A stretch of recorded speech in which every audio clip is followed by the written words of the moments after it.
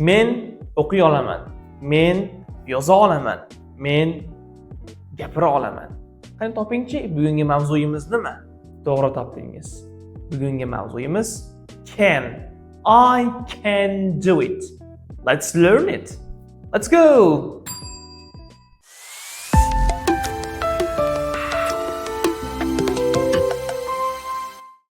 Here we have can. I can swim in the sea. He can't run fast. Can you jump high? Keling endi bugun sizlar bilan o'tamiz. Xo'p. Can bu qila olmoq. Qo'lingizdan nima kelsa, shunga can ishlatsangiz bo'ladi. Misol uchun, I can jump. Men sakray olaman. He can sing a song. U qo'shiq kuylay oladi. We can dance. Biz raqsga tusha olamiz. Juda ham oddiy, to'g'rimi? Endi sizga savol. Men ucha olaman dengchi. Uchmoq bu fly. To'g'ri topdingiz. I can fly. Lekin afsuski, insonlar ucha olmaydi. Endi men ucha olmayman demoqchi bo'lsangiz, siz negative, ya'ni inkor shaklini qilishingizga to'g'ri keladi va bu can't ga aylanadi. I can't jump. He can't sing a song. We can't dance. O'zi aslida cannot. Lekin oldin ham aytib o'tganmiz, qisqartmalar ko'p uchraydi va bu cannot emas, can't ga o'zgaradi. Endi ko'pchilikda savol bo'ladi.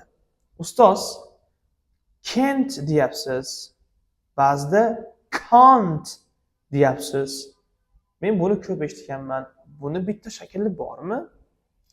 Xo'p, inglizlarda ikkita mashhur talaffuz bor. Bularning birinchisi Amerika talaffuzi. Amerika talaffuzida ozgina farq bor. Bu can't, a qisqaroq va e ga yaqin aytiladi. Ikkinchi mashhur talaffuz bu Britaniya talaffuzi, UK, British English. Bunda a harfi uzunroq. Can't emas, balki can't deyiladi. Can't. British English, can't, American English. Endi sizga qaysi biri to'g'ri kelsa, ma'zur kelsa, shuni ishlatishingiz mumkin. Buni to'g'ri yoki noto'g'risi yo'q. Lekin tavsiyamiz bittasiga amal qiling. Almashtirib ishlatmang. All right. Let's go. Endi savol qilmoqchi bo'lsak, inkorda o'rgandik. Savol qilmoqchi bo'lsak-chi, you can read a book. Sen kitob o'qiy olasan. Endi savol qilmoqchi bo'lsak, can you read a book bo'ladi. Ya'ni bu yerda you bilan can'ni o'rni almashdi. Sen kitob o'qiy olasanmi? Can I, can you, can he, can she, can it, can we, can they. Ya'ni hammasiga bir xil. Can birinchi keladi. Undan keyin subject, undan keyin verb, undan keyin esa object or phrase. Can I spell guitar? Gitara so'zini harflab aytib bera olamanmi? Degan savol. So'roq belgisini qo'yish mana bu yerda esimdan chiqdi. Ma'zur tutasizlar.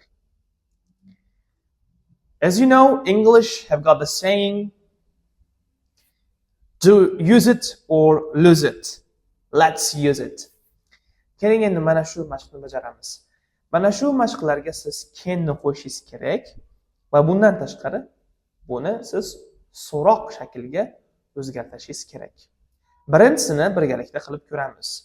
You drive a car. Men buni can qo'shishim kerak va bilamanki buni so'roq shakliga o'zgartirishim kerak. Demak, can birinchi keladi. Can you drive a car? Juda ham oddiy, to'g'rimi? Pause the video, videoni pauza qiling and do the exercise. Mashqni bajaring.